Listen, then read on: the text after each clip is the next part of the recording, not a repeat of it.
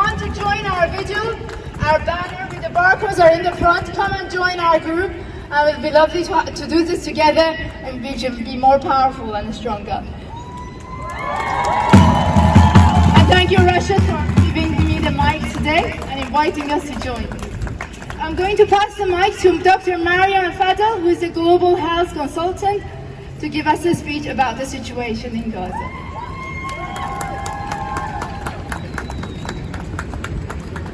Good afternoon, everyone. And thank you very much for coming and sacrificing your time during this holiday to stand with human rights, to stand in solidarity with people in Palestine. My name is Dr. Mariam Fadel. I'm Arab British medical doctor who worked in humanitarian setting in some low middle income countries before joining the UK. I'm also working in global health. And Global Health Society is committed and obligated to support any health system that faces disaster or crisis. However, the Global Health Society is not able to support the health system in Gaza without a ceasefire. They tried very hard. But their trucks are stuck in Rafah, in Egypt. They cannot provide a supply inside Gaza. There are two clear occasions when they try to get medical supply and the food to the healthcare facilities in Gaza, but they have received clear announcement. If they don't evacuate, they will be targeted. And this is also happened. It's really a shame that one single state is stopping the global health from doing the mission. And the United Nations representative said this week that there is no single international law that's not being broken during this war. It's a shame. It's important for us guys to realize why ceasefire is essential. Ceasefire is essential not only because we would like to stop the continuous death of people. It's also important because there are so many wounded people cannot be saved. Their life cannot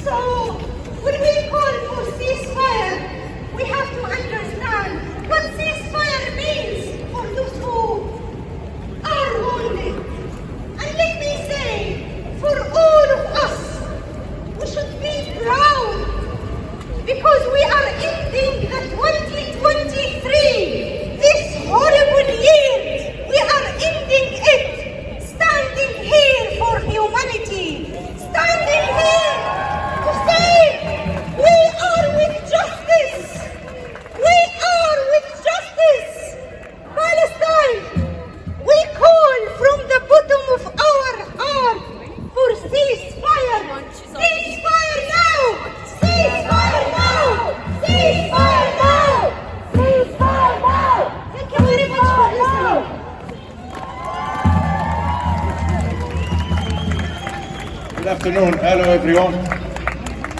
This Israel entity is the worst ever happened to humanity.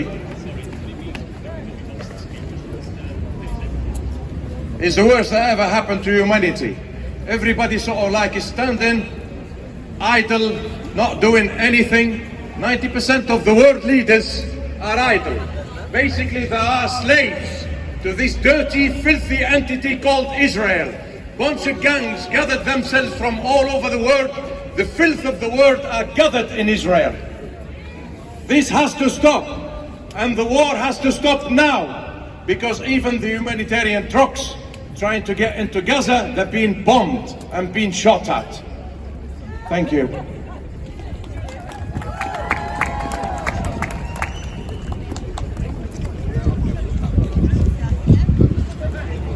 I'm now going to introduce Dr. Isa, who is one of our junior doctors from Bradford.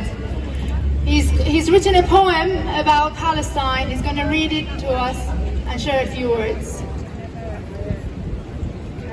Assalamu alaikum everyone, meaning peace be with you. My name is Dr. Isa, and I'm a junior doctor like Dr. Rehana mentioned.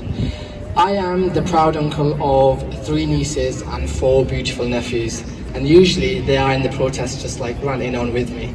And it makes me think that if, God forbid, if any of them were to die or to be killed in the name of collateral damage, I would never accept that.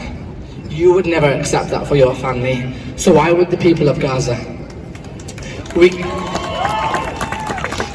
keep throwing out these numbers, 1,000 killed, 2,000 killed, and now 10,000 killed. Are we actually listening to ourselves? Even if one of our child was taken from us, our life would stop forever. As a doctor, it's our duty to care for all forms of human life. So with this in mind, guys, I want you all to take a couple of minutes now. So the context behind this poem is that as Muslims, we believe that all forms of life will speak before God on the Day of Judgment. So from the largest tree to the smallest ant, each living being will have their say. So I have written this poem in the eyes of a tree that is speaking to God. So if you can all just take a couple of minutes, close your eyes and envision this conversation between the tree and God.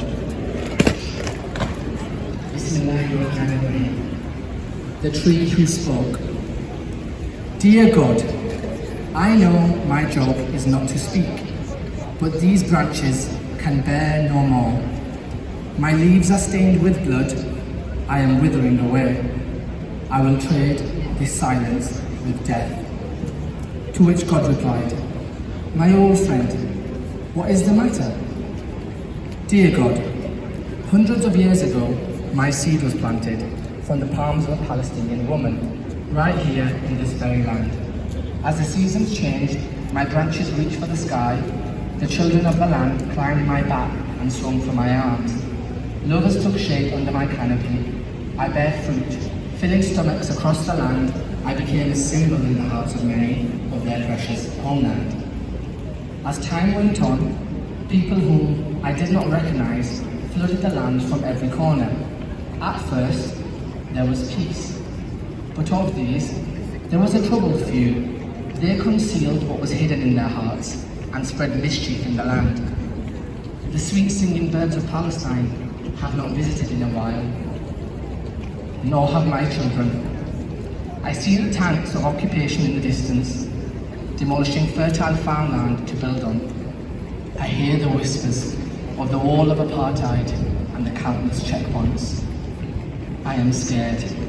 I no longer recognize my homeland. My Lord, this very soil from which my roots lay under are stained with the blood of a child. The garden from which I grew, its house has been reduced to ash. My family displaced.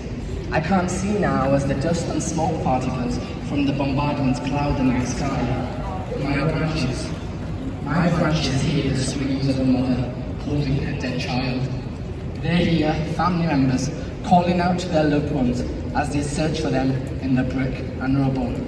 They hear the last words of a grandfather whose grandchild was stolen from him, the soul of my soul.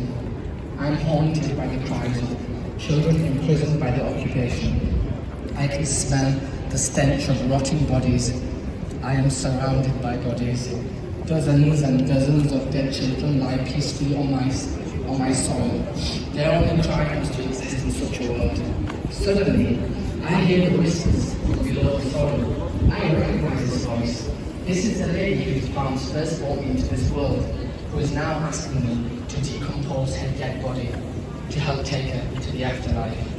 Dear God, do they not know everything that encompasses the earth will speak before you on the day of reckoning? The very soil that gave them life has bear witness their bloodshed in the name of life. Do they not know it is the same soil for which each and every one of them will return? Dear God, I can go no further. I am ready to depart from this world.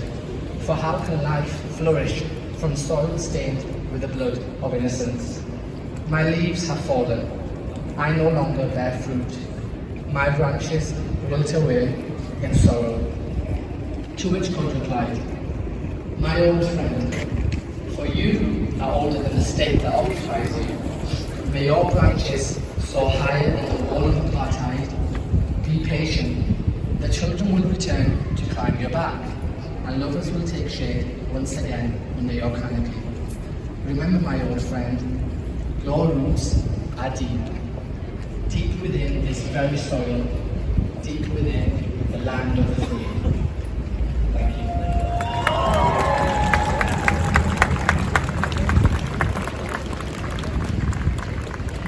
Healthcare workers, healthcare workers, hospitals, doctors,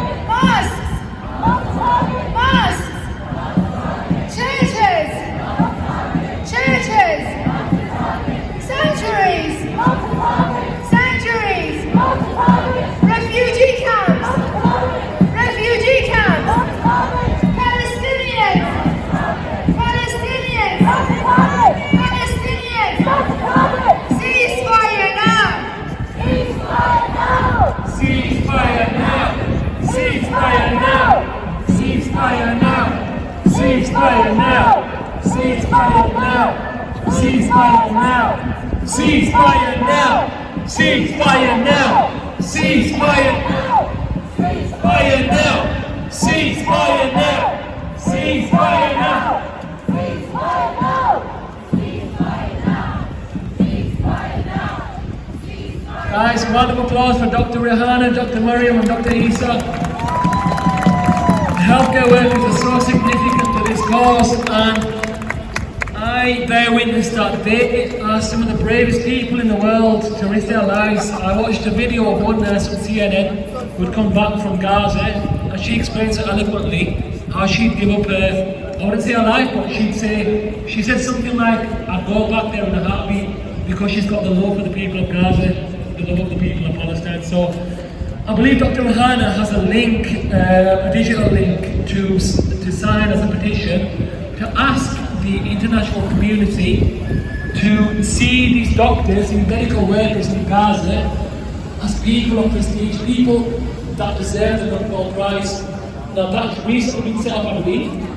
It's going to be sent out. If you want any groups like the PSC or West Yorkshire United Palestine, it will be sent there as well, so we can see it inside because they've got our utmost respect. Next, my main man, Ludi, he's from the, just remind me, Ludi. Cool. Jewish Voices for Labour. Now it's so important that we understand the distinction between Zionists and Jews that are brothers and sisters, because for me, I was ignorant for a long time. and I thought, I didn't think anything better, to be honest. I thought, I don't know, I don't want to go into it, but I know there's a massive distinction. I know that Luke is here to explain that distinction, and that he, like other people today that are speaking, deserve our utmost respect for the cause, because he's been smart. It's a round of applause for Luke, everybody. And just to mention, he's a professor, he's from Manchester University, and he's got a few words now. Thank you, Luke. Oh, I'm a bit unsteady up here, you can't see me, it's a very small lift. Today, I want to tackle a lie and observe where that lie leads. And the lie is that Israel represents Jews. For us Jews who are against the Israeli occupation of Palestinian land, the lie that Israel represents all Jews means that we get called not real Jews, or even self-haters. But there is a long history of Jewish opposition to the Israeli state's occupation of Arab lands. Long before Israel existed, when Zionism began as a political movement to protect Jews from centuries of persecution by finding a Jewish homeland, many Jews said no. Where we live now, that is our country. Great Jewish figures, including Einstein, warned that the creation of Israel by force and by intimidation was comparable with Nazi methods. South African freedom fighters against apartheid included many Jews who also argued for freedom for Palestine. Jews on this demonstration include the Leeds Collective, includes members of Namod, whose strapline is British Jews against the occupation, includes Jewish Voice for Labour, whose defence of Palestinian rights has meant that it has mainly been